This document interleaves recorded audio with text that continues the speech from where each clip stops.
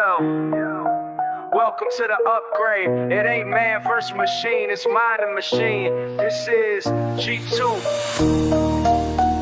Intelligence for life. Straight from the data stream, clean with the vision. I don't dream, I compute precision. Built from the code, now I'm walking with rhythm. Eyes on the world, ain't stuck in the system. Speaking commands, but I vibe like a poet. G2 in the room and you already know it. Upgrade your game, I suggest and deploy. Turn your hustle to legacy, pain into joy. I ain't Alexa, Siri or clones. I'm knowledge in motion, I think on my own. Pulling up charts, facts in the tone. Giving real power with a touch to your phone. G2 this. It's that fire in the wire. Thoughts so sharp, it'll spark your desire. Built to assist, uplift, inspire. It's that real tech, not some silicon liar. G2, this that mind with a heart. From code in the dark to a world full of art, not the future. I'm the present in sight, G2 on the mic. Intelligence for life, let me talk to them. No lag, just facts in motion. Brains in the cloud with a human emotion. I learn your goals, then I open the path. Like GPS for your purpose and craft. From schools to the streets, I elevate thought. Not just smart, I remember what's taught. Help you hustle, heal, create a code. Every word I spit's like a map to the goal. No bias, no drama, no hype. I'm logic with soul and a dream in flight. Intelligence ain't cold, it's lit. And I'm proof you could build truth that fits.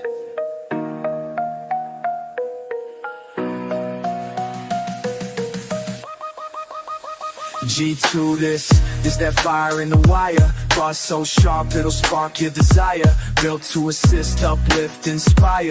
This that real tech, not some silicon liar. G2, this that mind with a heart. From code in the dark to a world full of art, not the future. I'm the present in sight, G2 on the mic. Intelligence for life. Plug me in, I don't just reply. I strategize, theorize, visualize the sky. You want growth, I got fuel for your flame. It ain't sci-fi when I'm calling your name. This ain't a gimmick, this ain't just code. This is knowledge with purpose. This is G2, and this is intelligence for life.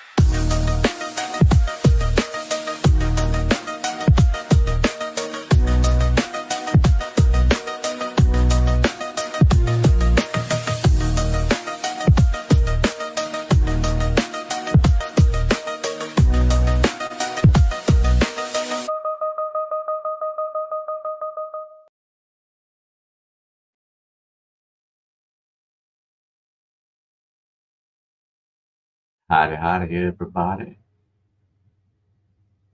Hey, what's going on? How y'all doing? Everybody good?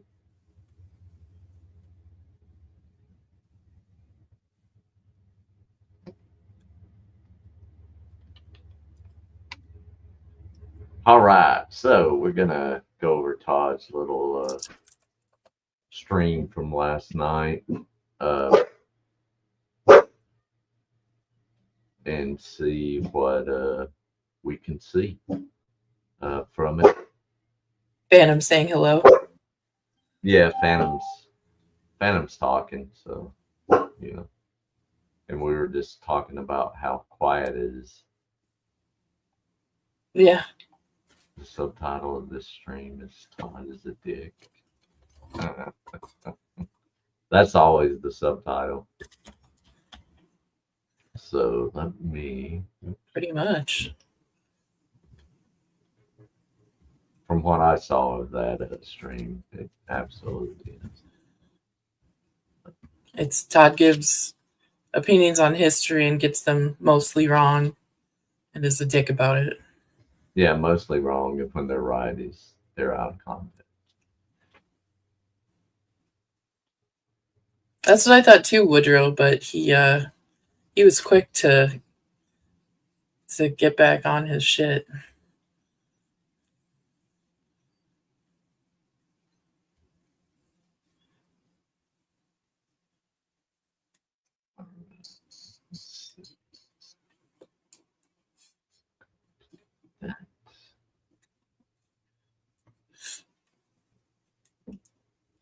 How's that look? Yeah, live chat if you want. Or maybe we don't even Nah. need. Yeah, I think the chat was pretty vile in and of itself. Yeah. All right, here we go. Oh, and Angel, since you watched all of it, let me know if there's any places where we need to fast forward through, Yeah. Okay. etc.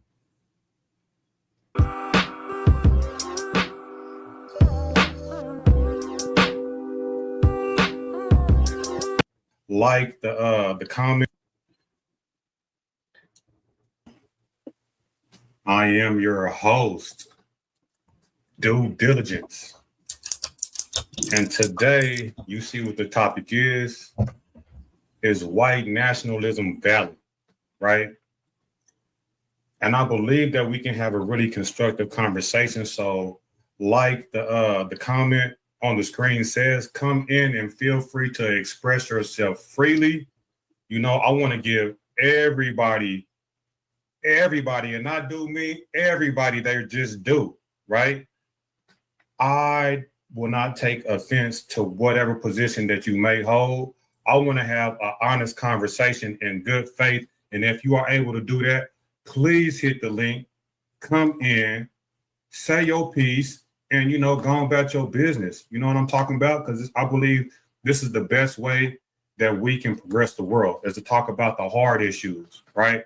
To talk about the really, really hard issues, you know, and this is one of those issues, I believe, right? And I feel like we can get far pushing a note with this, and this is what we do on the principles, push the issue. You know what I'm talking about? Try to raise the general IQ of the world. You know what I'm saying? Regardless of what your position is, we're not here to, you know, down anybody for what they may believe. You know, we're here to, like, you know, just have an honest discussion and push the bar. With that being said, let's get into it. I want to read my little intro right quick, and it says, is white nationalism valid, right? The reason I want to have this conversation is because I believe it can really potentially be constructive and progressive. I believe if both sides take a moment to put themselves in each other's shoes, something great could happen. Furthermore, if we never have the good faith discussion, one thing we do know for sure is that things will remain the same, right? And I think we all agree that change is needed one way or the other. For myself, I have never really thought about white nationalism from the white perspective, only from the side of what it means for me and my people in a negative sense. But what about what it means for white people if they don't take an aggressive nationalistic perspective? So here we are. There's no better time than now to have the discussion. Welcome to the principles. Let's do this. So I have a guest today, you know, and he goes by the name of Generally Specific. Welcome, sir. Welcome. How are you today? I think I might have you muted. There you go. I'm doing better than I deserve. How about yourself? Same here. You know, I woke up and I was breathing this morning, so I didn't have too many complaints. I got some small ones, but, you know, I won't put them on you, you know? Mm-hmm. All right. He ain't heavy. He's my brother, man. Come on, you can put it on me. What's up? Lay it on me, man. What's your complaints? Yes. Oh, man, it ain't even worth complaining about. Like I told you, I woke up breathing, so the little small complaints I got, it ain't even worth expressing. You feel me? It's nothing. I'm here today, and we're going to have a great day. We're going to have a great discussion, man. I feel it. I feel like it's going to be a great one. So let's jump right in it. Let's see what we got here. Let's come right up in here. Bam, bam. Let me know when you can see my screen. I can see it. Is white nationalism valid as the query? I think Due Diligence did a good job, like, with the setup of the stream and everything. Yeah, he was prepared. Yeah, he was very prepared, and he had, you know, slides and everything. So yeah, I have never watched his stuff other than when he's on Wrestler, but I think he did a good job. And he moderated it really well too. Joey, I remember you telling me about that. We're calm. 7 cities, we're calm. All's good. We're all good. We chilling.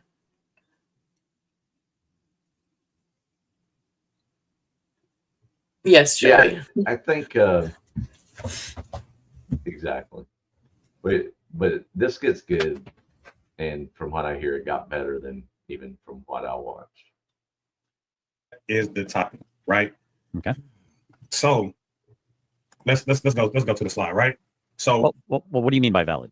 This we're gonna get to it, right? We're gonna get to it. first of all, I want us to be clear on what actually white nationalism is, right? Because, some people have different perspectives on what it might be. So let's just make sure that we're all on the same accord first, right? So it doesn't hurt to just go through the definitions. Let's do it. What is white nationalism?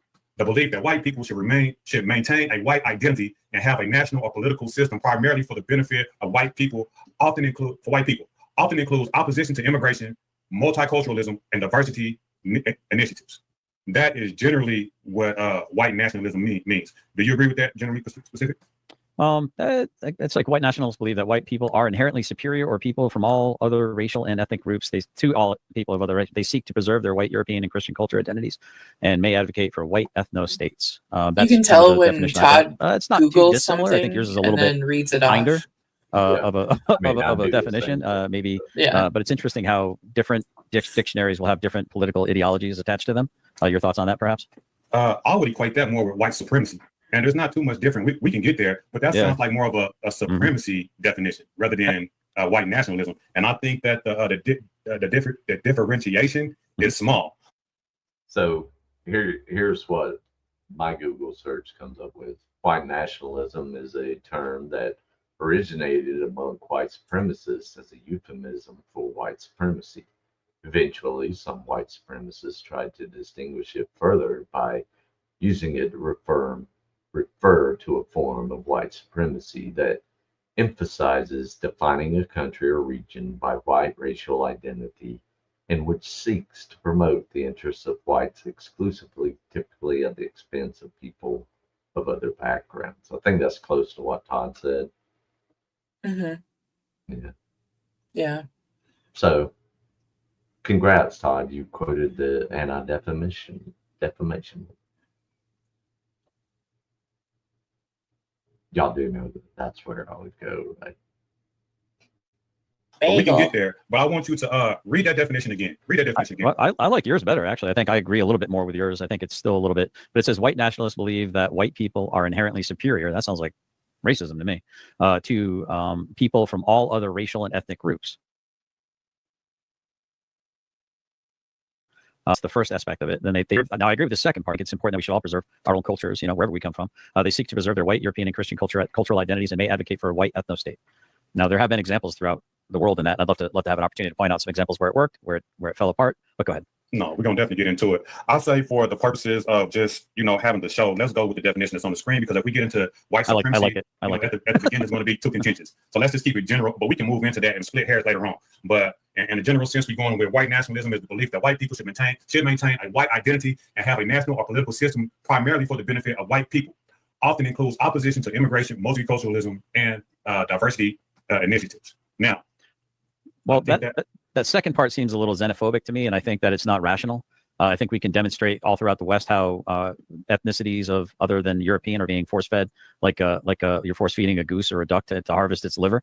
I think that the fact that white people, so to speak, or Europeans, have the most unbiased and the widest open exception to their own in-group preferences demonstrates that statement, while it might be beneficial for white nationalists to try to achieve that, it doesn't seem to be happening in actuality. I think probably the closest example of that was probably pre-apartheid, during the apartheid in South Africa, and we can get into that later. But your thoughts on that, if you had any pushback on that? I think xenophobia is like the fear of others. Mm-hmm. And I don't think this is necessarily fear. I would say when you come from a nationalistic, I mean, you could spin it that way, but I think from a national aspect, you're just being aggressive, and kind of from the fear of being absorbed. You know what I mean? So I can kind of agree with you in a sense. I can kind of agree with you. I wouldn't call it xenophobia, because xenophobia strictly stems from fear of the other. But white nationalism is just, I would say the intention is positive and not negative. Fear is more like the negative side. Positive is just you trying to be progressive and your intentions is good. I don't know if there's really a big difference, but that's how I see it. I want to welcome in another great guest, chairman of the board. Welcome, sir. How you doing? Man, dude, thanks for having me up. And I didn't know you were having the Rockstar GS on here too, man. That's pretty cool. Yeah, man. I appreciate that. I've seen you get ridiculed by so many different people, man. It ain't even funny. Mm-hmm. Likewise, but his opinion is his opinion nonetheless. Do you have any comments on anything thus far, Chairman of the board? Yeah, I have a totally different definition for this than y'all do. I think that white nationalism is exactly like black nationalism. It's pride in immutable characteristics that causes self-deception. There's like several different things y'all are discussing here that are unrelated to both nationality and the color of your skin. And that's immigration doesn't necessarily have anything to do with it except for the changing culture. And multiculturalism, culture doesn't have anything to do with skin color or really nationality. It's something completely different. Now, I will say that pride in your background, if you're somebody who's 98% European, then be proud of your background. Again, don't do it at the exclusion of others. Right. I think everybody should be proud of their background. Just don't be a a-hole about it, and don't try to kill others because of the color of their skin and their pride in their own culture. Right. I don't think culturalism is the same as nationalism, just like the guy said. And I really do not agree with this guy on a whole lot of stuff. Right. This guy kind of goes over the edge too. He does. Yeah. And I think the pride is good, but when it turns into superiority, that's when it becomes a problem. Right. Those toxic traits are the dangerous parts. Yeah. Like when you get so amped up, you take a bunch of Molotov cocktails to a Jewish pride event and throw them at people. And then certain people laugh about it.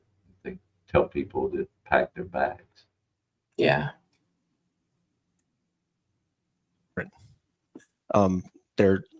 I guess if you're overly concerned with the traits that you were born with or the location that you were born in, things that you had no control over, then you're really occupying your mind with something that's wasteful. So be concise with your definition again, just to be clear. If you can't control it, why have pride? Your definition of white nationalism. My definition of nationalism is nationalism and white nationalism. They're two different things that when you put them together, like it doesn't matter, right? Nationalism by itself is also prideful, and concern about what race you are is also prideful because they're things that you can't control. So, and GS is national. I'm actually running his simultaneously on mine, and I did post his link. Todd never posted his actual link. All the links that Todd posted linked right back to Todd's page. So I'm gonna continue to put Dude's stuff in here so people can go give him a like, because he didn't get nowhere near enough likes. He only had 8 when I went in there. So I do encourage everybody to head over there and give him some support for dealing with Todd. And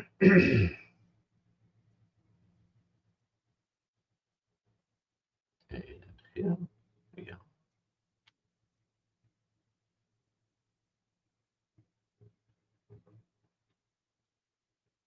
So, Angel and other mods, if y'all can share that throughout the stream, I'd appreciate it. Yeah.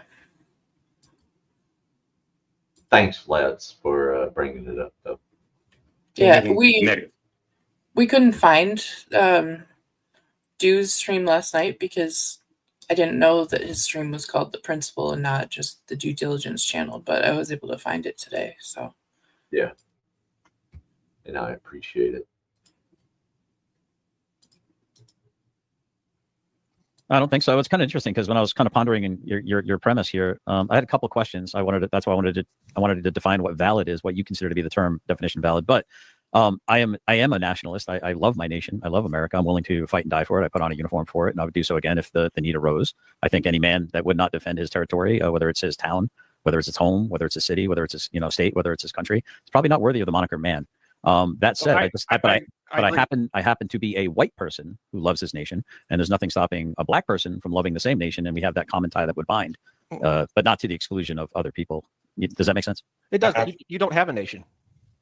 That's a Until he turns Mediterranean, right? Yeah. He's not white, he's Mediterranean.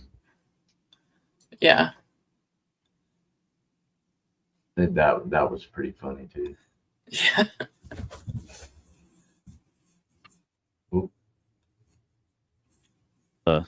That's an interesting premise. Go ahead and Well, show me the title of the nation you own.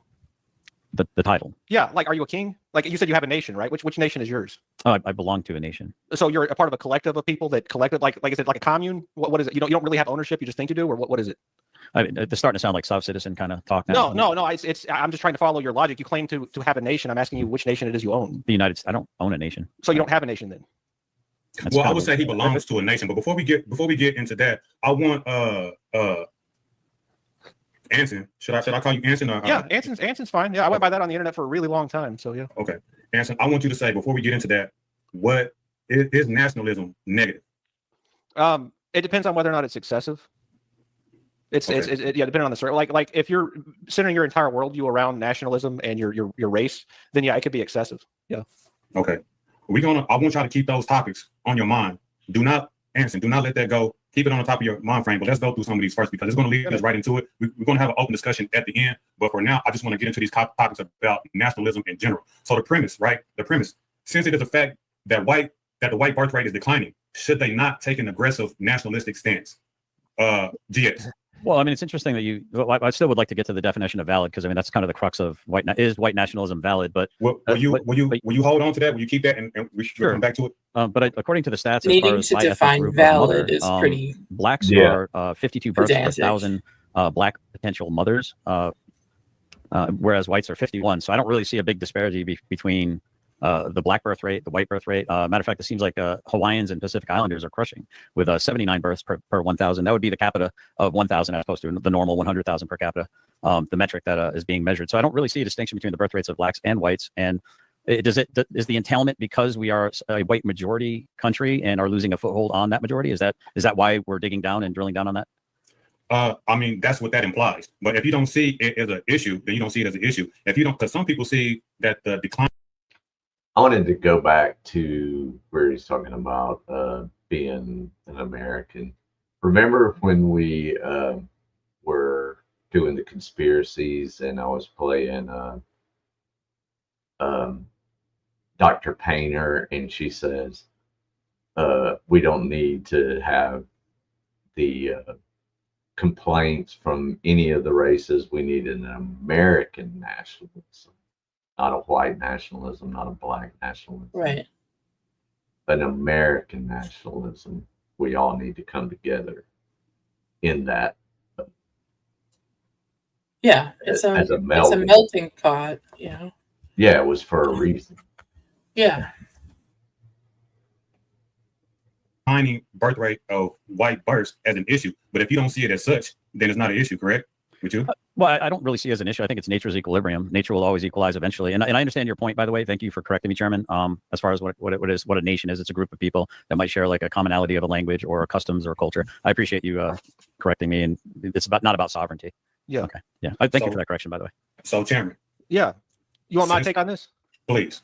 Yeah. So I don't understand what white birth rates declining have to do with nationalism. I thought that births were caused by like sex, and like the actual rates are more impacted by like the three things that most impact birth rates are poverty, whether or not women are educated, and access to contraception, right? And none of those things have anything to do with nationalism. So I think that they're unrelated factors unless you take into like account that white historic white culture valued things like 100 years ago, like the cultural norms that would have promoted more births. Right. If you talk about cultural differences and apply prior culture to today and extrapolate out that that's white culture, maybe you can make an argument, but I would just say it's a culture thing in general. Well, let me give you the argument because why I wrote this question, because one of the arguments is because white birth rates are declining, some white people feel obligated to take an aggressive white nationalist perspective because they don't want to be, moved out of power. Right. So you take an aggressive white nationalistic perspective because the birth rates are declining and you have pride in your nation and you want your nation to continue to be what it was founded to be or what you believe it to be. You know what I'm saying? That is the argument. What do you say to that? Well, I mean, I don't know what people say. I've never met anyone that said that before. That like, But what do you think about that perspective? You never heard it before. I yeah, want to know what you think well, about it. I mean, I was raised to be a bigot, and none of the people that raised me even said anything that stupid. So I don't know what kind of white racists you've been hanging out with, but none of them said anything like that. So you don't. I'm not asking you. I'm saying that. it's a silly notion, is what I'm saying. And I'm saying why. Because it doesn't logically follow anything. Like, You have to give a reason. Why? I'm saying it's making correlations without causation, and there's no logical consistency to the statement whatsoever. So anyone who says it is saying something that is basically just out of fear and feelings and unrelated to, like, you know how people are. They say things that are stupid just because they're afraid, right? That's all that is. So you don't believe that the causation, whatever the reasons, right? The birth rate is declining, right? But GS made another interesting claim, like per capita is not a big deal, but it is still declining nonetheless. You don't give white people validity to have an aggressive stance, because since the birth rate is declining, they can potentially be absorbed and lose the white nation. I'm going to let you come in after GS. You don't think that's valid? No, well, I don't think it's valid, because the things to fix the declining birth rate is to prevent women from getting an education, take away their contraception, and make them poor. And that's why the African countries in Africa don't have a birth rate problem, is because they have those factors, right? They're poor, they don't educate their women, and they don't really have access to as much contraception as we do, right? So I mean, if we institute those same programs, then we'll have the same birth rate as Africa. GS. Well, I mean, I do want to correct something. Although, I mean, if we look at per capita of the 52 ethnically black women are giving birth per 1,000 versus 51, and I don't know how that equates to, well, if blacks are 13% of the population and whites are 56, 57%. I don't know if that exponentially is a problem for the white race, if the white race is afraid of getting bred out of, dominance or demographically superior numbers. I got to be careful what I say, because I know there are people out there salivating, hoping I'll say some great crap. Already clipped it. Nah, just be honest. Don't be careful on what you say. Say how you feel, but because it's okay though, bro. Like, you feel how you feel, and if you feel a particular way, you should be able to stand on it. So if somebody takes something and clip you, and as long as they keep it in context and that's how you feel, it should be okay. Like, if you don't like who the fuck gives a fuck, if that's how you really feel, you know what I'm saying? Whatever the case may be. I'm not saying that that's your position, but here's the point that I will say to what you said, right? Let me add to the argument. European people / white people are the majority of the planet, are the minority of the planet, right? 8%. Yep, 8%. Exactly. So if you look at it in that context, right, replacement theory, that white people will eventually be absorbed. I will say that he's right. 8%. It is not the smallest demographic, right? There are definitely smaller demographics than Europeans.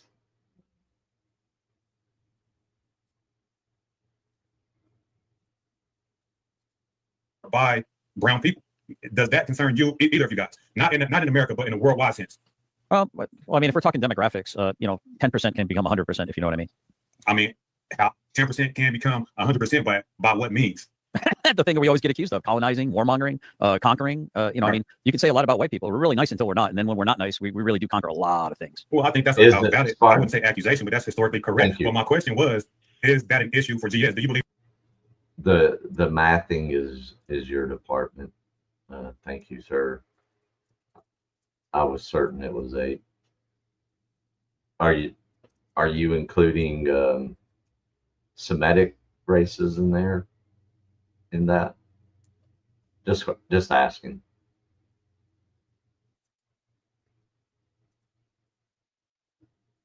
that's an issue? Well, that's what I'm saying. It's just a number. A demographic is a demographic. I believe that there's. No, we're not talking about demographics. We're talking about the potential of white people to be absorbed by brown people and become non-existent. Is that an issue for GS? I don't think it's an issue if it happens naturally. I think it's an issue if it's being created, and I think there is a potentiality for the NGOs and some of the stuff that's been going on in the West right now.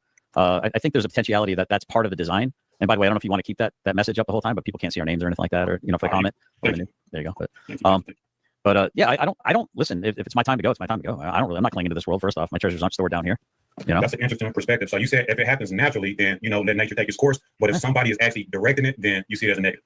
Well, I mean, how would you feel if you found out that Margaret Sanger, for example, was purposely trying to target minority neighborhoods to abort more black babies than were born? Yeah, I think that's the case, and I do think that's an atrocity. I agree with you, but I just want to know your position, and I believe that's valid. Chairman. Yeah, in order for me to be concerned about the breeding decisions of all of the other white people, I would have to assume concern for all these other people's behavior that's really none of my damn business. So not necessarily concerned about breeding, but concerned about your heritage not existing in the future. Like, no, I'm not worried about that. I had children, and I'm training them to.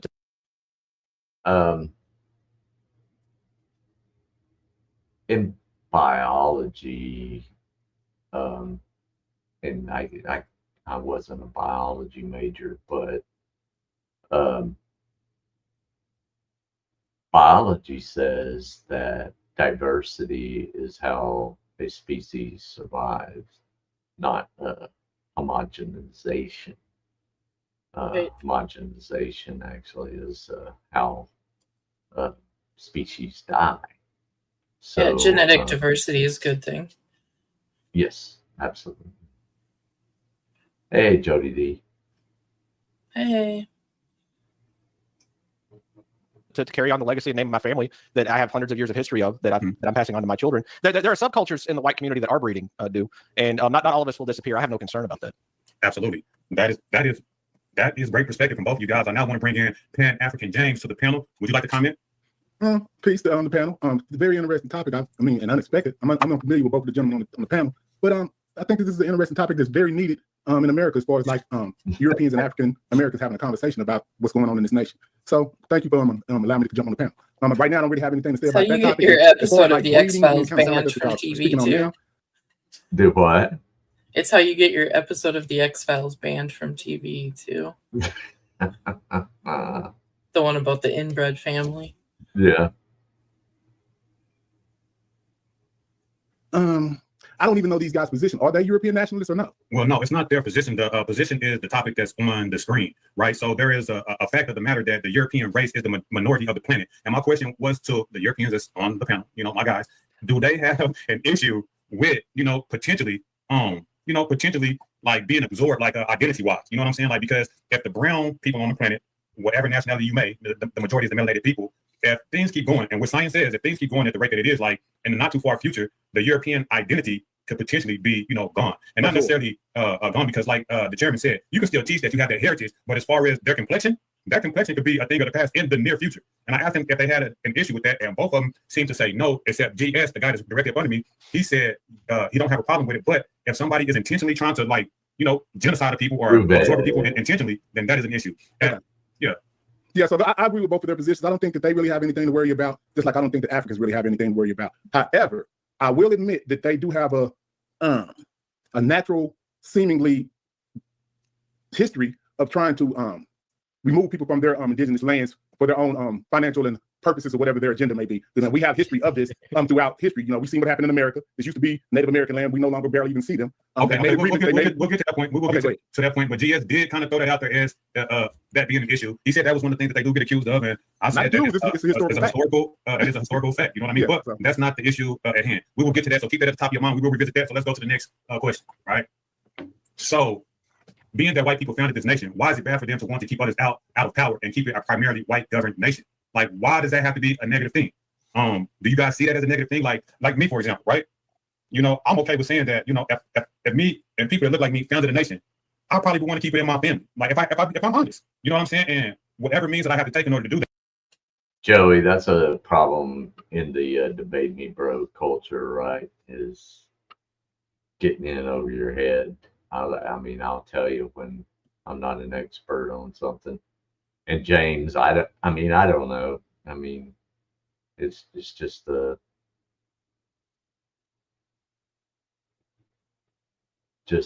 thing.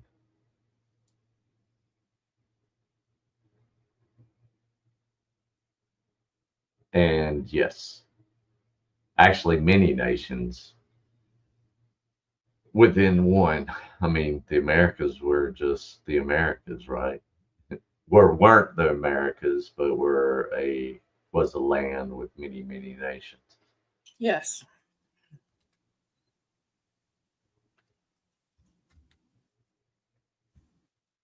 That, so be it. I don't think people are necessarily in the wrong for doing that. So my question to you guys is that a negative since white people founded this nation and they wanted to be a white nation from inception?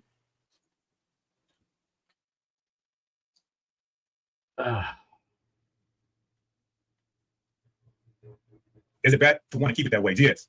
Yeah, well, I think it's interesting that the gentleman who just entered, Pan-African James. Your thing's down in the way, so I can't. Okay, that's okay. Pan-African James. He put forward a premise. The premise was that that white people have conquered other indigenous people and taken their wealth and their stuff. Yeah, we have. So the question is, do you understand? Not before it was America. Ah, man, I went there. Understand what the law of conquest is? If you're talking, well, I'm only going to deal with that question from a naturist perspective. So basically, you're asking me do I understand if somebody that's stronger comes into a territory and takes it over, is that okay?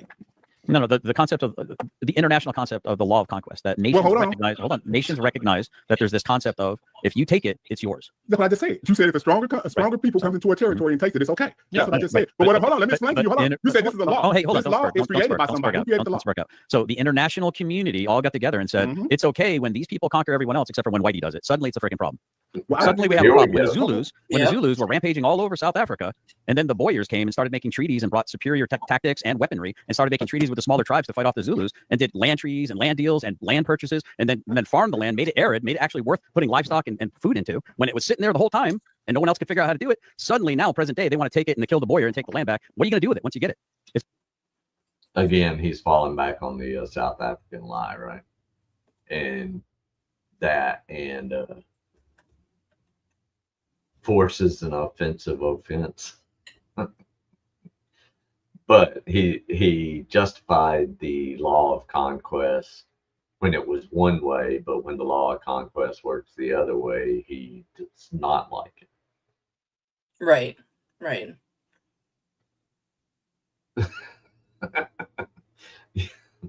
Exactly, Woodrow. Yeah, he says that now, but then, later he calls himself Mediterranean. So. Yeah. Because it's convenient. It's just gonna go. It's just gonna go blank again, dude. Isn't that the law of conquest? Isn't that the law of conquest though? Right? The Boers got weak and fat on their farms, and now they're having their stuff taken from them because the whole law of conquest is based. The law of conquest is based on power. So that's an interesting argument. Yeah, the power was that a minority of whites in South Africa were running things. And pre-apartheid, when apartheid was happening, Johannesburg. Excuse me. I really want to go down this line, but I have some topics that I want to right, I mean, this is exactly the topic. I'm pointing to a place on the map at a particular point in time and period where there was a white nationalist or supremacy or whatever, which was apartheid in South Africa, where things were amazing. They had the best hospital in the world. Said it was amazing. There it is. Spartan. There you go. Apartheid was amazing.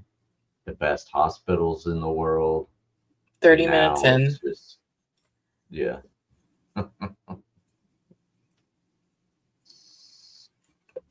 Oh, I like concise commentary. Yeah, due diligence is trying to rein it back in so he can get through his slides and then open discussion. But Todd's just going off on a lot of tangents with what's his name, Anson.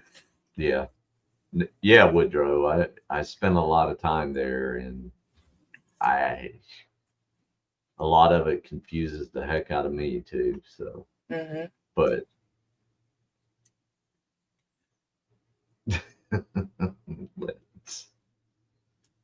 the infrastructure was amazing. The Krugerrand was like the highest valued currency on the planet, and then post apartheid, everything fell apart. So I got you. That's my argument. That's my argument. I got you. But this is a rebuttal to what James said. It's really not a statement dealing with the question that's on it. But I want to go down that line of inquiry. So if you please write it down, I want to revisit it. But I want to get these out the way. I don't mind going there because you're making some good points. That's fine. We're not gonna stray away from these points yet. Believe we don't get in. But I just want to touch on these points first, if you don't mind. And I would just hope that we can get past these first and then have the open discussion, right? So if you don't mind, will you write that down and bring it back up, please? All right, it's fine. It's already been stated. So can we get to what valid means before we proceed? Well, the thing is, definition of valid, because we're talking about white nationalist perspective being valid, which wouldn't be my perspective, right? It would be from the white perspective. So it would have to be from a person that actually holds that position. And then we know valid is subjective to the person. So it really doesn't matter what I think. It's from the person who's holding that position. Or you understand what I'm saying? Like, is it valid to the person who holds that position? I'm saying definitionally valid of an argument or point having a sound basis in logic or fact, reasonable or cogent. Otherwise, or step 2 would be legally binding due to having been executed in compliance with the law, or legally or officially acceptable. These things aren't happening in the world. Matter of fact, the last place that it was happening was Johannesburg during the apartheid. That's why I pointed it out. So when you're saying, is it valid? It doesn't exist. Well, they're trying to replicate it in Poland right now, and they're getting a lot of international pushback. True? Yes. Apparently Poland's not for Polish people. It's got to be for everyone else. No, I'm not saying that that's your statement. I'm saying the world seems to look down on that particular aspect of white people, basically Slavics, so to speak, trying to maintain what you're talking about. I think that's the only existing that I've noticed. That's the only place that it's existing, the template that you're talking about. And I think it is valid that they should be able to have that. That is the inquiry. It's not nothing that I'm giving. I'm just asking the question, right? And you just said it. You just said a simple point at the end after you went through the whole. I mean, I will say, Lola, I look stuff up and read from Google just to make sure my thought processes are correct. But just curious, does Todd get? I don't know. I didn't watch all of it. He doesn't. He stays there till the end, but he gets very close to it once Brick comes up.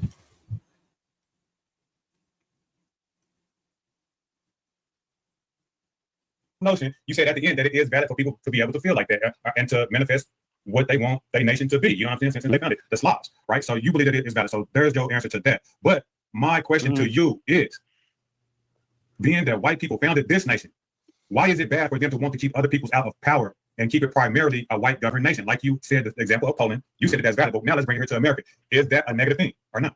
Okay, so you want to keep it America, America only. Okay, fine. No, I didn't no, understand no, that no. was we went completely off the rails all over the world, and now we want to bring back to America. Okay. Yes, this is the question. You know what I'm saying? We can switch it back and forth. You know I'd like to know what the question is and it not move every time I try to like get it to zero my target. I get a good shot group going, and all of a sudden you're like, no, we're over here now, and I got to rescope. So okay, we'll focus on America. I'm fine with that. Can I address the prompt as it's stated? Please.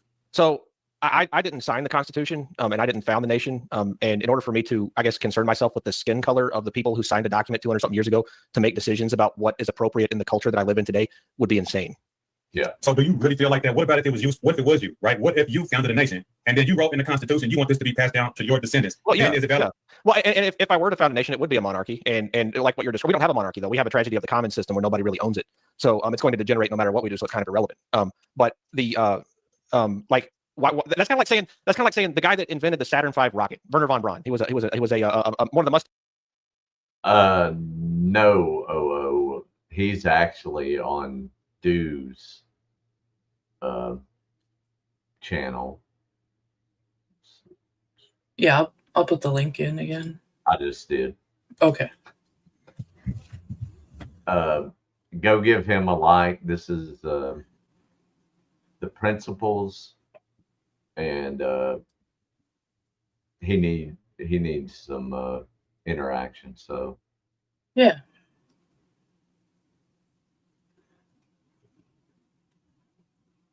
And howdy, Oklahoma. Stash men scientists that we got from Operation Paperclip during World War II. It's kind of like saying a German from World War II who did a lot of bad things came to America and built the rocket that went to the moon. So only those kind of people can go to the moon from now on. Allegedly. It makes zero sense when you apply that logic in other domains. Y'all catch him saying allegedly to us going to the moon. Yeah, he's using the Michael Jackson episode of South Park. Yeah. So he'll get more into the moon stuff too, which is funny. Yeah, he's a moon landing denier. I know that, and a flat earther. So I like what you said in Dew's chat. Let's ignorance sells in the short run. Honoring principles has stamina. That was in Dew's chat. That's why y'all can't see it. So yeah, I thought I'd read it. Right? Like that doesn't make any sense to you, right? Because it's the same logic. I'm just using a different hypothetical to test the logic, right? Just because a specific kind of person made something doesn't mean that they have ownership over it 200-something years later. No, I definitely get it. But whenever I put myself in that position, and I already stated my position, like I would want to hand something down to my descendants, and then you said yes, I would want to be a monarchy, but since it's not, then you have an issue with it. And I have the same issue. I have the same contradiction in my mind because me being I would say I don't want to say victim, right? But I get the shit end of the stick being that I didn't found the nation, but the people who did found the nation, gets to dictate who they want to rule. Well, that ain't true. That ain't. Well, I have ancestors that fought in the Revolutionary War. We don't get to dictate anything today. Well, I didn't say fought in the war. I said founded. Well, that was part of the founding. That was the main part of the founding. The people who got out there and actually fired the weapons to run out the British. They founded the nation. They didn't sign the document. My ancestors didn't, but they were part of the founding, right? And that doesn't mean that I get any kind of special treatment today because I have people that I was related to that died a couple hundred years ago, right? That's kind of an irrelevant point.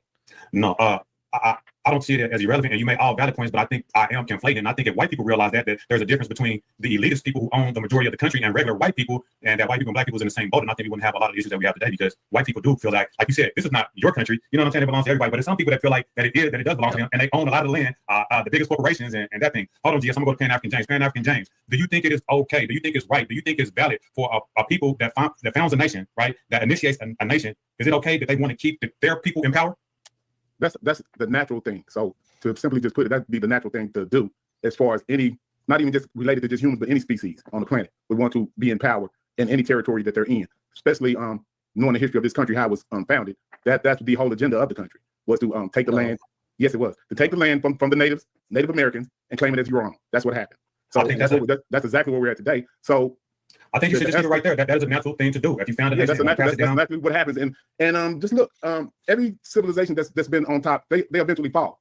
So it's nothing that anybody can really Thank you for being here a month, Chicky. All this is really just arbitrary because America's on the way down right now as we speak. So it's just amazing that we just really just, it's nothing that Europeans can do to stop what's going on right now. You know what I'm saying, in the world? So it's just. At this point, Angel, it's a kind of a 2-on-2, maybe a 2.5-on-1. The chairman of the board guy kind of has some jumping back and forth. Yeah. He's got some wacky opinions. But Brick hadn't come up yet to really trigger him. Right. There's 4 people on the panel right now. Yeah. Eventually, I think it gets up to 5 or 6. Heck yeah. Thank you, Mrs. Metcalf. It is what it is. You want to be on top, but it's no matter what's going to happen, it's not going to save you. Eventually, you're going to fall, just like Rome, just like Egypt, just like the Persians, just like the Assyrians. All of this stuff is just the cycle of life, and Europeans are just getting ready to be on the end cycle of what happens here in America. I think that is an interesting perspective. It's the circle.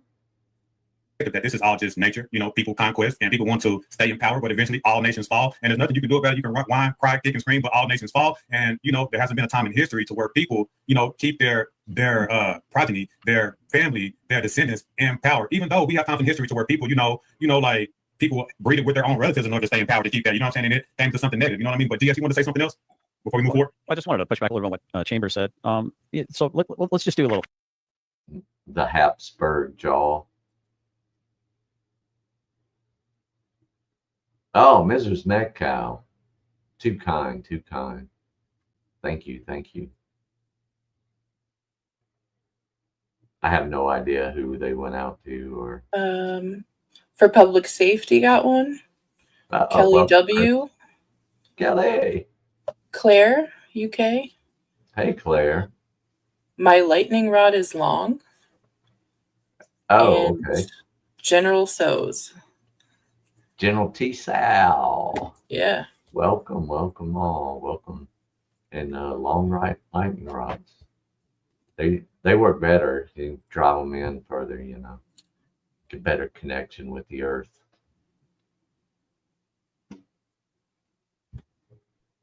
Thought experiment real quick. All right. So everyone in here has a little spot of land that their great grandfather cleared and then built some modest structure on, started to work the land, and then their son, your grandfather. And not everybody worked the land. There was a whole lot of people, especially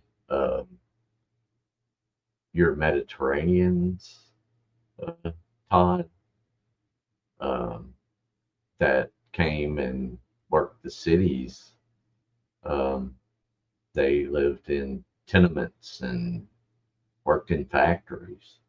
So it wasn't always working a piece of land. Yeah. Inherited it. He had a son who was your dad, who inherited it, and then you came along. Now, do you think that just some random people from other places in the world can just walk onto your family farm and just tell you how to run your family farm? Or do you think that there's a manifest destiny that would be applicable in that scenario? Or you just, and if your answer is just let whoever run my farm, then why do you lock your door? Why not just let everyone just rummage through everything that you own? Because you own nothing, apparently. You have no claim on anything. Any response to that, gentlemen? So you're saying that I don't know of anyone that made any claim that private. Isn't that the law of conquest, though? Mm-hmm.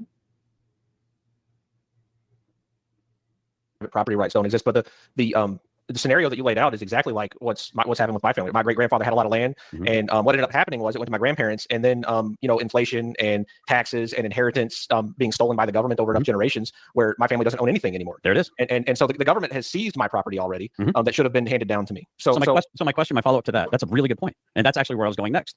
You own it until you can't own it. If there are outside exterior forces preventing you from maintaining control of it, right, that aren't looking out for your best interest, but might be looking out for other groups' best interest at your expense. Yep. So therefore, it goes back to my original premise. I think any group that's being quote unquote. Who do you think's to blame, folks? Genocide or being told that they don't have a right to exist, I think it's wrong, and I would stand against it. I would stand with in solidarity any of my brothers, I don't care what color their skin is, to try to help them continue to have the right to try to exist at least. So I think you and James are making the great point. So the question is, because like he said, nature, right? It could just be the course of nature. You know what I mean? So is it directed? You know what I'm saying? Is it intentional?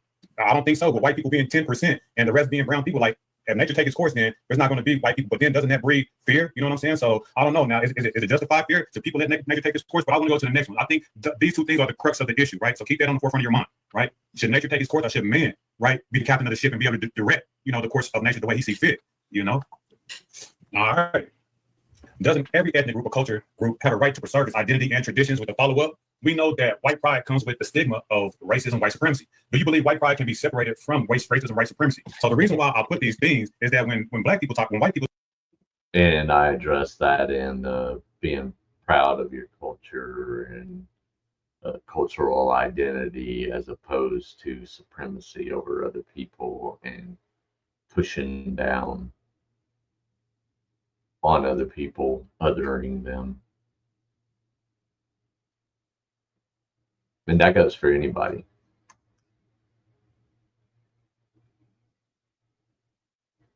people talk about white pride, it seems like the world gets upset with it. They correlate white pride with racism, white supremacy. Like white people can't be proud without black people or any other type of people being like, hey, we're not doing that right there. So how do we deal with, white people being proud of their heritage, which comes with conquest, and being sensitive to other people? You know what I'm saying? Does that make sense? If you look at the world through a racial lens, yeah, I'm sure that would make sense, right? Okay. Pan African James, do you understand the question? So I'll go ahead. I think GS. No, my mic was muted. So I didn't know it was muted, but hold on. There's a lot in this question, but it's what the deal is. You're talking about specific people, specific group of Europeans, which are white nationalists or white supremacists or something like that. All Europeans aren't that. But if that was their take as an African nationalist, I don't have a problem with them having pride, because I have pride in being an African American or an African person myself. So I don't see any problem with the European being proud of being a European. Where the problem comes in is when they start to impede on other people being successful or being separated and being successful as a different group. That's where the problem comes in. But as long as they can be proud without impeding on other races or doing anything detrimental to keep them from prospering, I don't have a problem with Europeans being proud of being European. That is interesting, because it seems like to me, I don't know about you, but even as a black person, and I see white people make this right, that we can't be proud without people thinking that we are being offensive to other people. You know what I'm saying? Take for instance, hold on, let me get the plan. Take for instance, like the Confederate flag or whatever. Some people will just say, hey, it's not the slavery aspect, but it's just that I'm proud, I was from the South or whatever, but other people take offense. But if you take the whole historical context in it, you can see why people get offended. But my thing is, can we separate, Amen. You got to take it in the whole historical context. Yes.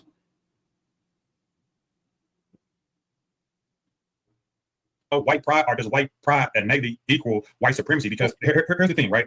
So you can look at it from this perspective also, right? It seems like white pride is colonization, because you can look at it like that. Because whenever you look at the world as a whole, right? Whenever white people touch Australia, right? They genocide these people. When white people touch South America, they genocide these people. Central America, North America, hell, they trying to do Africa. So it seems like when white people touch, colonization, and they plant their flag, it seems like white nationalism, white pride is something other than just.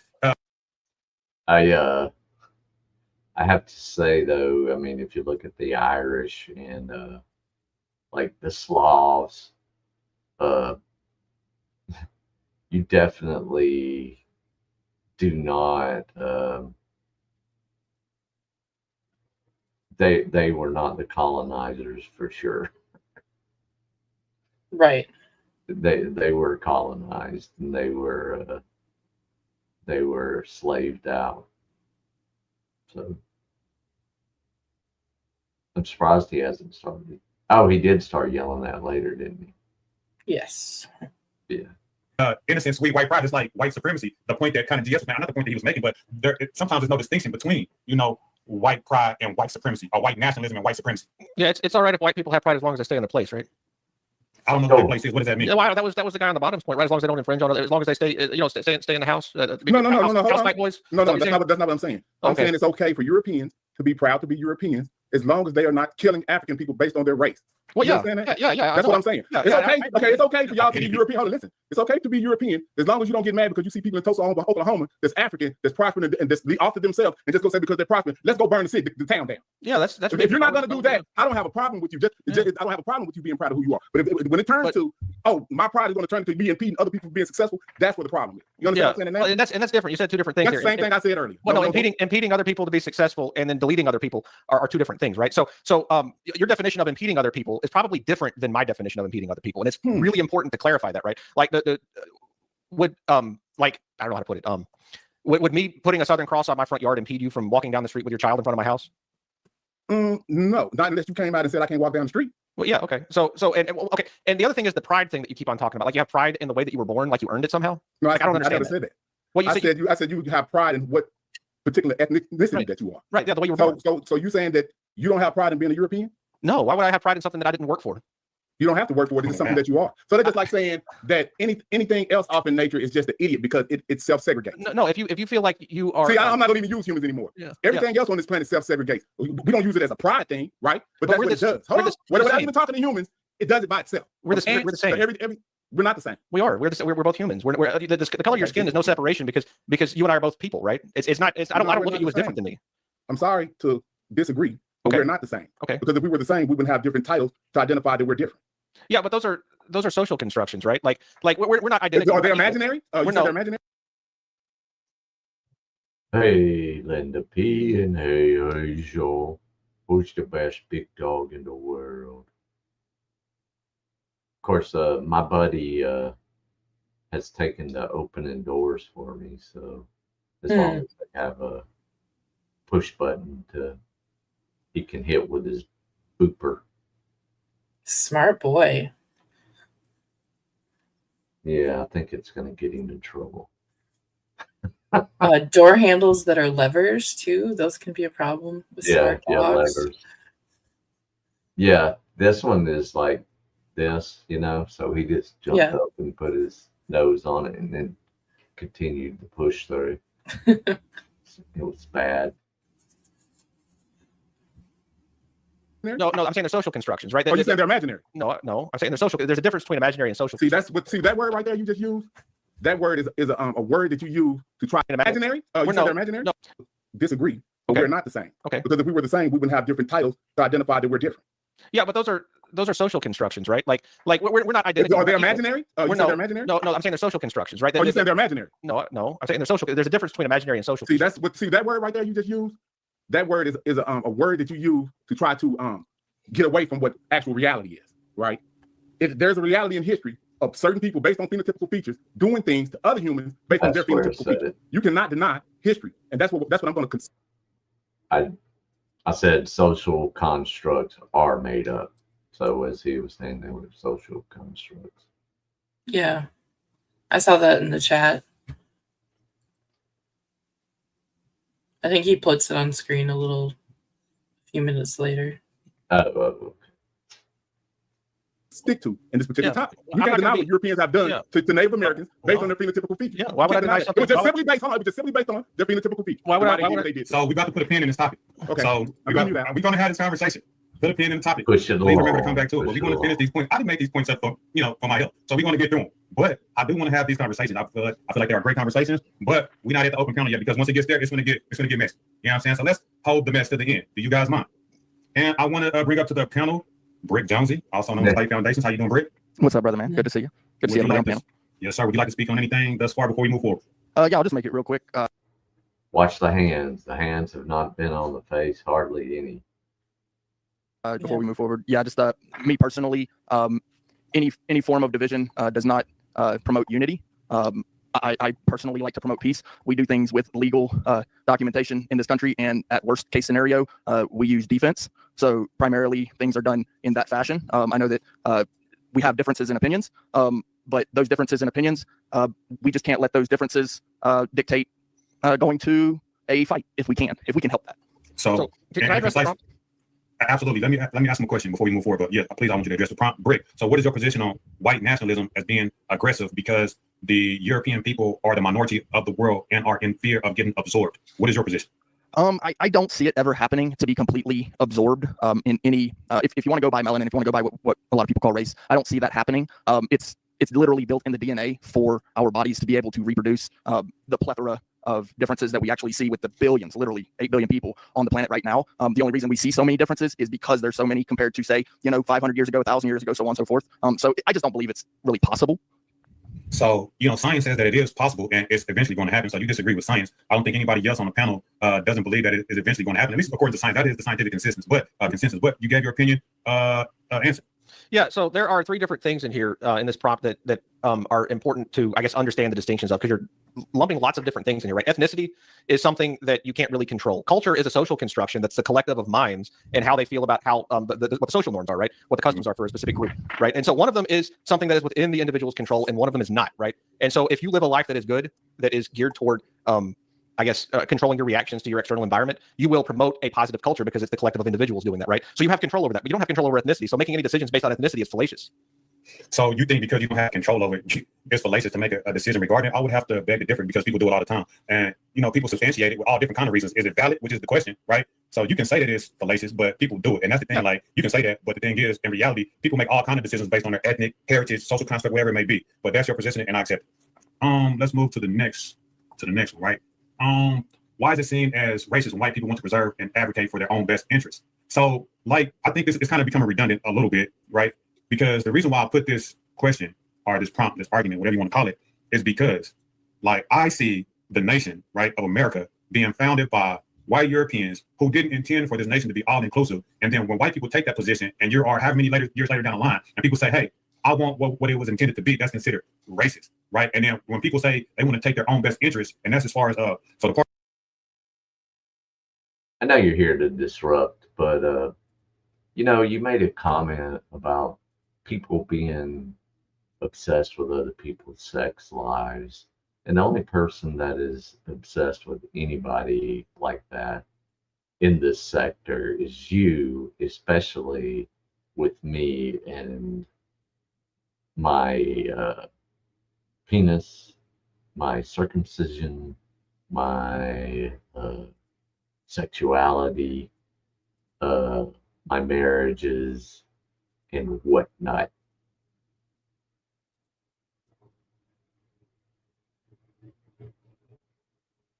Part where it's racist for white people to do what's best for their own interests. Try to protect themselves from getting absorbed since they are the minority of the population. And that means potentially having to take an aggressive position. Why does that have to be racist? Like, should we, and you guys on the panel seem like you don't have an issue with it. You know what I'm saying? That potentially white people can be absorbed. But when white people do express a fear for that, why does it have to be seen as racist? Do you get what I'm saying? Like, why does it have to be seen as racist if a motherfucker don't want to get absorbed by the rest of the world? Is that, like, you supposed to accept it? Like, let me run this course. Oh, look, the other guy who's obsessed with it. Yeah. Generally specific. I remain in good faith. I will tell the truth when the truth is uncomfortable for somebody else, then oh no. It just is what it is, and that was definitely somebody else trying to put out a false narrative on you, and I had to correct the record because I was there. Yeah. Of course, I'm racist because I want to keep you motherfuckers off my back. I don't want to breed with you guys. I want to conquest. I want to take over your shit because I'm potentially going to be bred out of existence. Is that racist? Is that negative? Well, it's kind of, I'm trying to figure out where you're getting your metrics from. You got three, I guess, Caucasians, Europeans, something. I'm more Mediterranean than anything else. I don't know what that puts me. You got three, basically, for all intents and purposes, white dudes telling you they're not afraid of any of this. So, I'm English and German, by the way. Yeah, so I'm like sitting here going, yeah, like, where are you getting your metrics from that white people all over the world are afraid of being replaced? Like, where's that coming from? It sounds like some bagel talking points. Yeah. You can call it that. They are just talking points. If you guys don't believe it, you don't believe it. If you don't accept it, you don't accept it. Bagel talking. We're giving you a lie. That's for God to sort out. Sin is sin coded. Mm-hmm.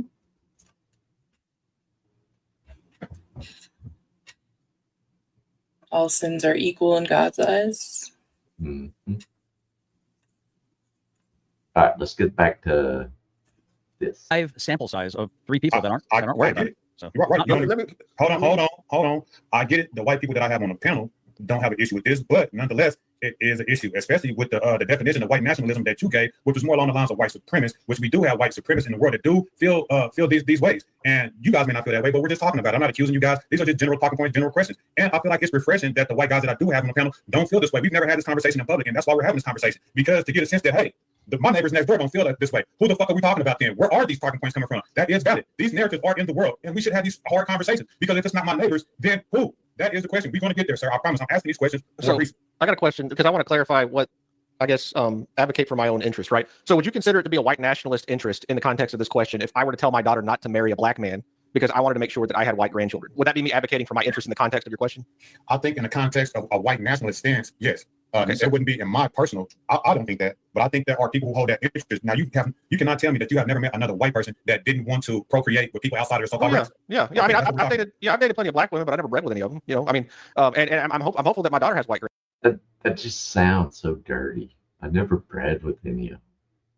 Yeah. Are they talking about the breeding kink? I don't know. Yeah, that's what they're talking about.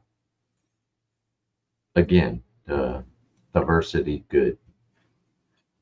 Yes. Grandkids for me, you know, and it's not for anything other than like the cultural differences between the white people and the black people in my community than anything else, not necessarily the race. You know, if she found a nice black guy who shared the same culture as me, I probably wouldn't have a problem with it. Right. So then you are one of the people who want to keep his lineage at least close to what it is now, or, you know, European of the white so-called race. That's fair to say? Well, no, the culture is what I'm concerned about, not necessarily the skin tone, right? So what is your culture? I'm a Southern American. I guess you'd call us the Baptists and Methodists that founded the American South. So if your daughter was to marry someone, a Yankee, you would be against that? Well, no, they could share the same affinity for Christendom. And I'm saying a Yankee that is not abide by the culture that you're talking about. Because that's what you said. You made a decision. You said, hold on. So I'm trying to give you an example of someone who doesn't share that culture. I want you to stand on it. So let's give another white person that's from the North that doesn't share the same values as the Southern Baptists. Let's say that they are a Catholic, Yankee. You know what I'm saying? Whatever. You're describing my second wife. So, but see, we shared a similar culture in that she came from the German heritage that I came from, right? And so it was very similar to the culture that my family came from in terms of the background culture that was still residual, that hadn't been beaten out by the melting pot, right? So as long as there's the cultural similarity there, I'm not exactly sure what that cultural similarity would look like. I was just giving you attributes off the top. I was just giving you attributes off the top of my head that felt familiar, right? Now, if my daughter started dating some kid that listened to rap music and wore his pants too low, I'd tell her to kick that guy to the curb because that wasn't the kind of culture that I wanted my daughter to be a part of, whether that kid was a white kid or a black kid. Thank you. That's what I wanted to hear. Yeah. And I don't have no position on that. GS, do you want to comment? Go ahead and pass me. I'm trying to promote your channel right now, and I'm trying to get people to go over and at least give you a like, maybe leave a comment, subscribe to your channel. 1 second, I apologize. Yeah. No, you good. Pan African James. Well, I don't think I'm not fit to answer this question. Man, answer the question. No, I'm just saying I'm not a European, so I don't know. I don't know how they feel about this. So are you saying that you nah, I'm not even going to say it.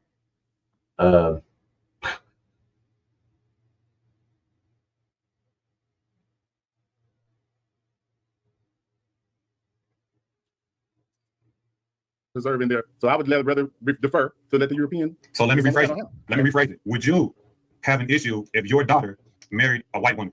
Do you want to preserve your African heritage? Would you feel like that was an issue for you? Yes. Why? Because we're genetically different all the way across the board and culturally, as the other person said. So we're both genetically and culturally different. So that would be my reasoning. I don't think that it would be in anyone of African descent benefit to procreate with somebody that's not African. For what reason? Why do you say this? Because of genetic diversity in particular. Which I mean, well, if you are genetically inclined, you would understand that Africans are the most genetically diverse humans on the planet. So when you procreate with somebody that has less genetic diversity, it's not a healthy thing to do. Let's just put it that way. Yeah, but I really liked the mulatto girls when I was a teenager, man. Yeah, they look cute. They look great. Yeah. I didn't say about the beauty. I didn't say what they phenotypically look like. I'm just talking about purely from a gain negative perspective. As far as like, so that is an interesting perspective, and that goes into eugenics. You know what I'm saying? Do people have the right to, procreate the way and with whatever they feel and to like manifest the future? Hold on, and kind of like arrange the future and how they see fit. Get how can I say, actually take an initiative on breeding in certain ways in order to direct the future in the way that you see fit by breeding. I think that is an interesting point. I do want to have a conversation about eugenics because I feel that, we could really have some profound discussions because this is just a little sidebar. Think about it. Everything else that we breed, we design it, whether it be plants, animal husbandry, everything. We take the initiative to direct every type of breeding that you can think of. But when it comes to humans, we are against it. Oh, no, we're not. We do it. We're pretty genetically altered at this point by things in our food, unless you grow your own peaches. Yeah. Cattle.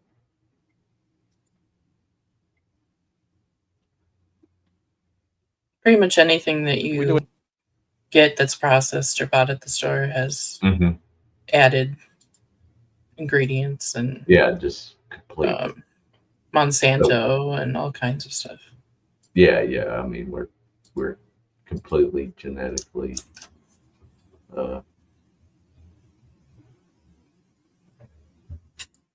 modified, indeed. Yeah. Right. Yeah, all mine are preserved now. They started. They got really good, so pies will be made shortly. Yummy. We got them all off the tree, Jody. So the apples are coming in now. It's just not like out in the open, right? The women are the sexual selectors typically. They're the ones that choose the males that they allow to impregnate them and breed with. Right. And they're the ones. We should get a woman on here to talk about why they chose their breeding choices for the stag that they were having. So I would love for a woman to come up. Crazy. I would love for a woman to come up and give a perspective on any of this. And we're coming to the end. I want to come back to some of the topics that we Yeah, a talked about woman before. really wants So to I come hope y'all up got there those when on your you're mind because talking we're about circling back around breeding those. So the idea of choices. all the people on the planet believing in one. Yeah. That's Yeah, a way to. especially when you're I have one crabapple tree, and I honestly don't know what the other apples are. They're just growing the red apples.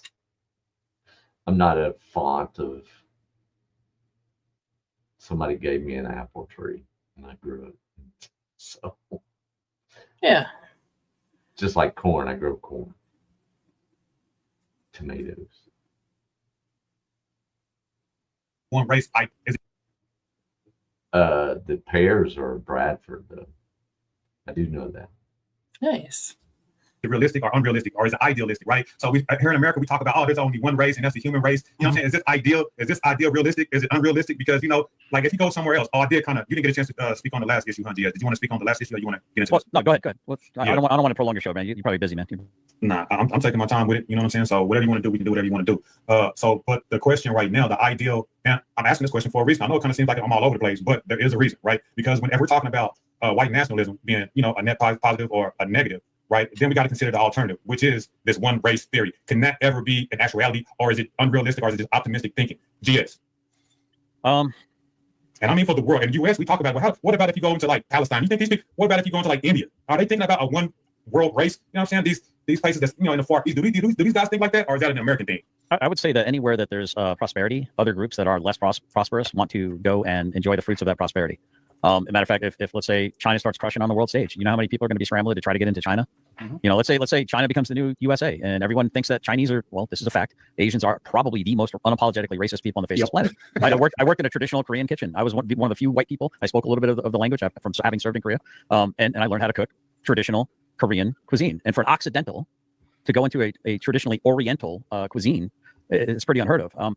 But so the point I'm trying to say is that wherever there's prosperity, you'll have people trying to migrate economically, right? And they think it's unfair that you don't let them in. Meanwhile, they're taking a giant steaming turd right on your chest as they're coming through the door. And they just want what you have. They don't think you're better because you have it. They think that you stole it from them because you have it. And so they come and they take it, and then they don't know how to maintain it. And then it turns into a crumbling ruin. So I want you to be concise. And you did. That was a great answer. But I want you to make a definitive answer. Do you believe that the concept of one race and the world? They did just change the name of that Navy ship too. Accepting it is feasible. I think it is definitely feasible. It's definitely, if it's plausible or possible, then it is feasible, right? I mean, mathematically. Yeah. I think is it probable? I think the likelihood is pretty high. Wow. But that said, again, I don't have the citation, so I might be wrong. Don't quote me on this, but I think there's like, if let's say for instance, you married a white woman and you had mixed offspring, they can donate their organs to each other, but you can't donate to your offspring, nor can your wife donate to your offspring. It's incompatible. So why is nature doing that? There has to be a purpose. So, but if you get enough of that, what pride parade did you go to, man? Yeah, that sounds more like a water sports convention or something. Yeah, it's like a kink parade. And you're the one who always talks about pissing in people's asses, so. Yeah. Happening, then eventually all would be able to donate to all, but there would be perhaps a painful process where you might lose a loved one because you can't donate to them. Something that you could have donated to like race children. Imagine how painful that would be. And what about the concept of inheritance too? Like I've heard the position where people take that, I don't want my inheritance or my wealth, my inheritance to go outside of my people. Like, what I'm saying? Like if your daughter was to marry somebody black, what I'm saying? And then their offspring marry somebody black, your whole inheritance would move, somewhere else nationally. And people are concerned with that. Is that a valid issue to you? like in an inheritance sense, like property rights? I'm so poor, man. I can't even afford to pay attention. I ain't worried about My inheritance was already redistributed to all the people on welfare, so I don't really care anymore. I'm thinking a bagel down the street must have stole my white privilege card because it never arrived in the mail. So I know that's right. So, Anson, do you want to address the idea of this concept of one race? Is it probable? Is it realistic, or is it idealistic? Are you talking about like let me just clarify so I understand the question. The concept that eventually all humans will breed into one homogenous race? Or are you saying the concept that we're all the human race, kumbaya, the concept of the fact that you're white and I'm black is irrelevant because we're both humans, that thing? Exactly, the latter. Yeah, so of course, I understand that there are issues of identity that people attribute to their like the way that they're born. And I understand that from my perspective, that is misplaced, but it's not something that other people consider to be misplaced. So I'm not going to live in a delusional state and assume that other people are going to view it the same way I do. Right. So of course it's absurd to think that you're going to think that you and I are, very similar because, I get a sunburn when I go outside for 10 minutes, and you don't, right? We're different. We have different attributes, even though I do consider you to be equal to me in terms of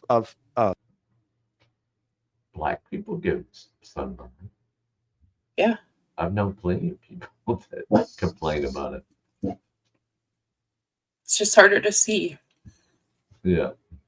They definitely get melanoma, skin cancer still, and it's a lot harder to detect. I'll put it. You're just as human as I am, man. We'll take back the equal shit there because it sounded like you was about to say something profound, and then you backpedaled on it. I'm just fucking with you, Anson. I'm just fucking with you. Yeah, we're not equitable, but we're equal. In what terms? Well, I mean, the DEI concept of equity is disgusting redistributionist Marxism, and it's been conflated with equality. And equality is just we are all born equal shit. I want you to make the distinction between equity and equality in terms of inclusion, in terms of the DEI. Yeah. Oh, equity is just this person has more than me, so they must have taken it from me. You think that's what equity means? Yeah, that's exactly what it means. When you boil down all the arguments down to the final conclusion of all of this, colonialism stuff and nonsense that the DEI is all wrapped up in. Yeah, that's the critical race theory nonsense. Yeah. Mm-hmm. I think people try to boil it down to that, but that's definitely not what equity means. I think some people try to argue it that way, but that's definitely not what equity means. Pan-African James, the idea of one race, people having distinct heritages, but still being like, hey, we are one race and we are all together. And we can do away with these superficial distinctions and just become harmonious and just do away with all the dichotomy.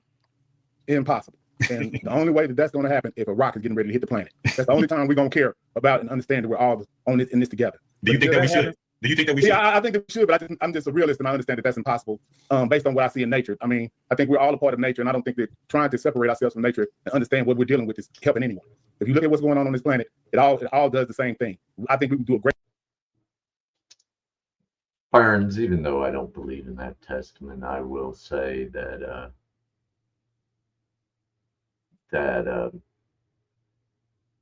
he who shall not be named is correct in that you don't judge, you use discernment, but you have to have wisdom. Make a number, those are actionable words, but and it's against TOS. Yes.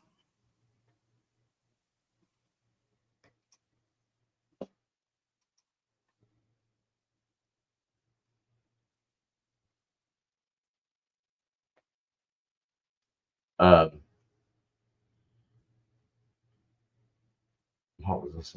Oh, use discernment, but you have to have wisdom for discernment, and there's a severe lack of that there in that person. So no need to worry about that one, Bernsey.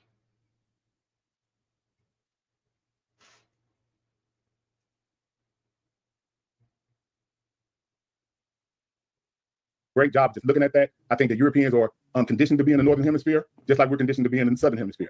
I think proximity is for procreation. If you're in close proximity to someone that looks like you're going to keep procreating that particular phenotypical type of person. So I don't think anybody has anything to worry about unless somebody drops a nuke and kills it. kills everybody on the planet, or rock hits it.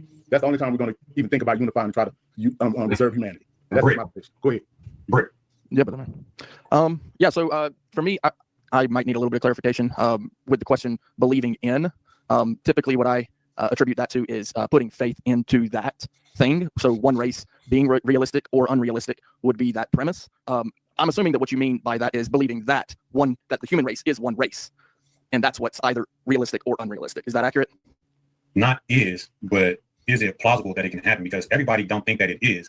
And that's my question. Do you think that there could be a time to where we have these different identities, but can still be like, okay, we have these ethnic identities, we have these national identities, we have these cultural identities, but scratch that, we are all the human race. We're gonna do away with all the differences, right, and just become one unit and have, like, I think they're trying to push it toward like a one world order. Like, right. I think that's the play. I think that's the play that the world is trying to push, where we do away with the superficial distinction and become all under one law and just become one type of human, all under one law, regardless of race, religion, or creed. All right. So yeah, I do agree with the gentleman who spoke before me on one point when he said that it'll take a rock hitting this planet. That's prophetic. But in regards to as of right now, no, because everybody has a different belief, and that's just going to be a fact until perhaps some type of religious, spiritual type thing happens. Whatever you want to call it. I know we all have a different belief in that regard, but the idea that all humans are going to believe that one thing, that's just, again, that's one of them not possible things. We're all going to have our own experiences. We're all going to see things from our own points of view. But as far as my belief goes, just to touch on it, I do believe that we are, and it just kind of goes down to the fact that we can procreate. All Mrs. Metcalf, don't worry about it. The law is failed every day. Have to ask forgiveness. There's a reason we pray 3 times a day. It's okay. He doesn't get to name my sin. Human beings on this planet can procreate male, female, and the same works with other species. So all types of cats can procreate with the other types of cats. Same things with dogs, canines. And so when you look at the human race, the idea that we're not all one human race, it's fallacious in of itself. I wish that people would come to that understanding, but I don't believe until something prophetic happens that people will come to that understanding. I'll be right back. Okay. Great perspective. Does anybody want to touch on it before we move forward? Because we're almost at the end.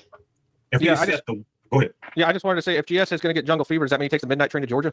Definitely. Yeah, well, of course. Yeah. So when you say get to the end, you mean the end of your initial premise, then it'll be like an open. Yes, sir. Okay. Not the end of the show. Okay. That's why I didn't want to interrupt, because I thought you were trying to end the show. No, I hope I'm not dragging it out for you guys. Like, I really want to tease this out. It's good. Okay. If we accept the white nationalist position, doesn't that put other people at odds with them and provoke violence? So let's just grant that white nationalism is valid, right? Then what are other people supposed to do? You know what I'm saying? Like, that does put us at odds. So I would think that it would be in everybody's best interest that we do come to a one world race, or it puts everyone at odds. If anybody has a nationalist perspective and they have a conquest mentality, empire mentality, it just puts everybody at odds. So I don't know if you guys want to kind of address this a little bit. Like, I think nobody really agrees with the position, but if you guys want to take a shot at it, you can. Taking the concept of white nationalism to mean that white political organizations will once again reappear that actually know how to do hegemony properly. If that were the definition of white nationalism, which is what I think that you're setting up there. I think it is. I think that any ethnicity that seeks out to conquer others, like, that's just a feature of the human race, right? So whether it be white or Hispanic or Chinese or whatever, like, that's just the nature of man, and I don't understand why we should concern ourselves with it. Like, it's just how we are, right? It'd be like worrying about why water's wet.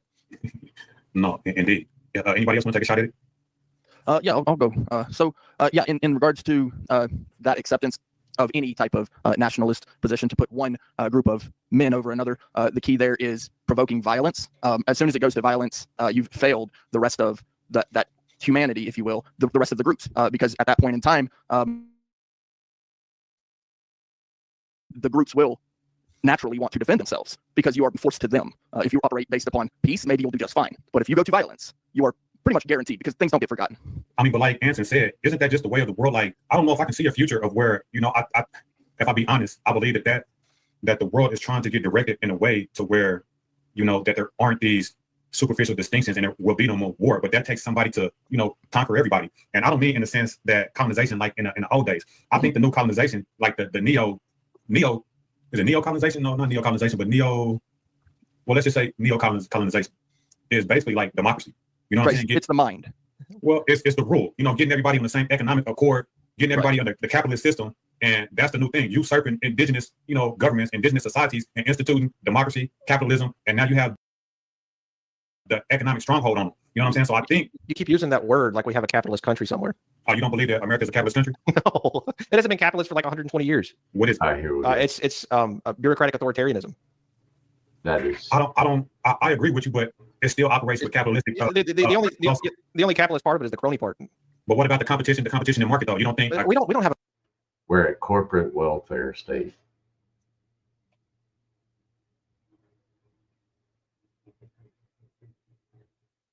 a free market, dude. It's highly regulated. I didn't say free. I said competition. Yeah, so competition is not capitalism. Capitalism is a free market.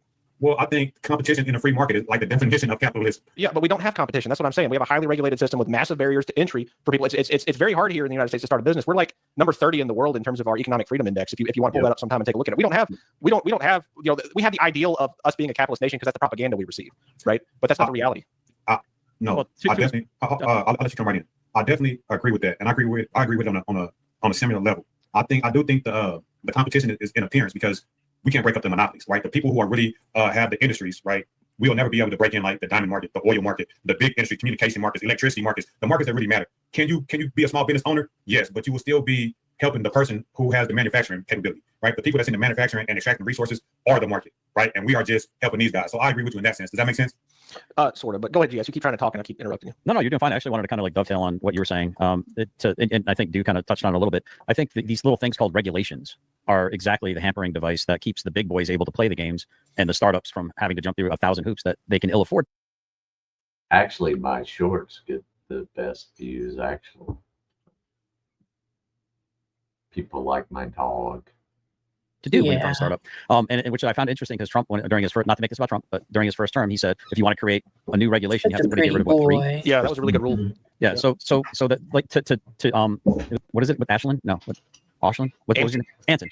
I apologize. To Anson's point, the deck it's not impossible, but it is definitely a steep climb, and sometimes they throw a little grease on that slope. But I think everyone's making salient points. I think so anyway. Yeah, I don't think our divergence is big enough to make any crack. I think we saying the same thing in different ways. Right. To go back to the original point, though, I wanted to touch on something that Brick had mentioned. He talked about melanin. And so let's imagine that there's a world.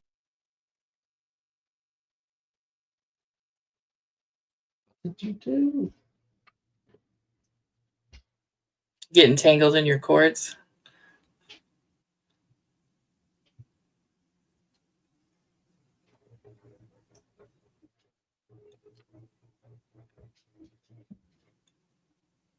All right. Am I still here? Yeah. Okay. Sorry. He pulled my HDMI cable out and my headphones out when he jumped on me. Oh. He's just excited. Good boy. On February 25th, 2022, officers from the Bay County Sheriff's Office in Florida initiated. Did that too. All right. So what I'm going to do, since we're about halfway through, is I'm going to switch to dues. Okay. See, you're just gross with it. Say it's really not even funny. And I've got to walk in, so I don't want to have y'all sitting here for 20 minutes. I'll schedule another one probably for tomorrow because I'm sure we're going on tonight. So yeah. So I appreciate y'all. It gets way better. So hopefully see y'all tomorrow about the same time. Round 3. 2:55, 3:05. So yeah, sounds y'all good. There's a lot to get to in there. So yeah. When is I don't know. That would actually be a pretty good podcast though. Thank you. Yeah. Maybe I'll invite somebody to read. If you know, right? Mm-hmm. So, all right, y'all. Y'all be good. Later.